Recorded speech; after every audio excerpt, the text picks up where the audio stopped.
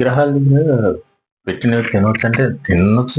ఏమైందండి? ఏం కాదు. తినొచ్చు, ఏమైద్ది? ఎవరైనా తినొచ్చు. కానీ పెట్టిన తర్వాత ఎవరికి అంత ఖాళీ ఉండదు అంటున్నాను నేను. తింటే ఏమైంది? తినొచ్చు, ఏమైద్ది? తినొచ్చు, ఏం కాదు. అంతా బాగానే ఉంటది.